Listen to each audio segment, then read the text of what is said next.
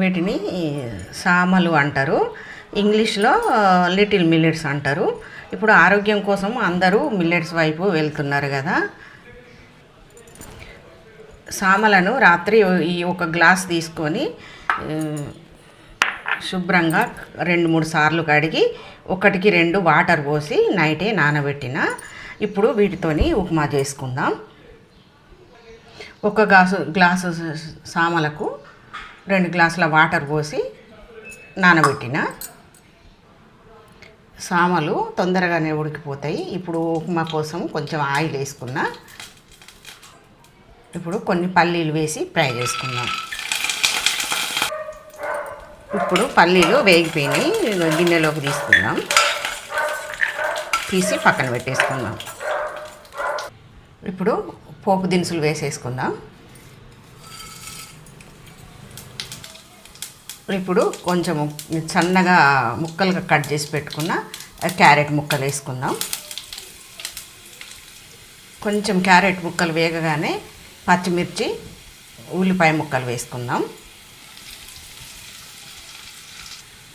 ఉల్లిపాయ పచ్చిమిర్చి ముక్కలు వేగినాయి. ఇప్పుడు 2 కరివేపాకులు వేసుకుందాం, తుంచి వేసుకుందాం. ఇప్పుడు మనము సామలను 1-2 కొలతతో నానబెట్టుకున్నాం కదా, ఈ వాటర్ని ఈ తాలింపులో వేసేసుకున్నాము. తాలింపు వేయింది. ఇప్పుడు కొంచెం ఉప్పు వేసుకుందాము, మన టేస్ట్కు సరిపడేంత.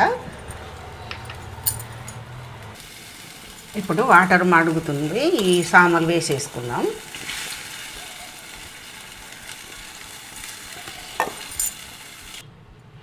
సామలు తొందరగానే ఉడుకుతాయి. మనకు ఉప్మా పొడి రావాలంటే 1-2 పోసుకోవాలి. లేదు ఇంకా కొంచెం మెత్తగా కావాలనుకుంటే ఇంకా కొంచెం వాటరు వేసేసుకోవచ్చు. ఇప్పుడు మూత పెట్టుకొని ఉడికించుకుందాం. ఇప్పుడు మూత తీసి చూద్దాం ఉప్మా ఎంతవరకు వచ్చిందో చూద్దాం. ఇప్పుడు ఉప్మా ఉడికిపోయింది.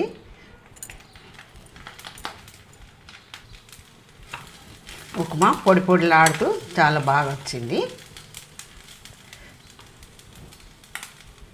ఇప్పుడు మనం ముందుగా వేయించుకున్న పల్లీలు వేసుకుందాం.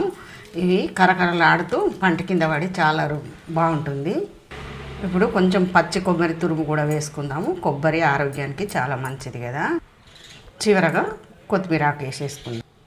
హెల్తీగా టేస్టీగా సామల ఉప్మా రెడీ అయిపోయింది.